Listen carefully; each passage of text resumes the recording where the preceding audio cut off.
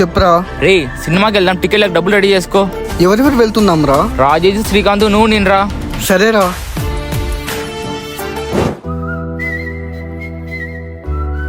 నాన్న చెప్పురా. ఏం లేదు నాన్న, ఫ్రెండ్స్ అంతా సినిమాకి వెళ్తున్నారు, కొంచెం టికెట్లకు డబ్బులు కావాలి. నీకు కొంచెమన్నా బుద్ధి ఉందారా? మన పరిస్థితి ఏంటి?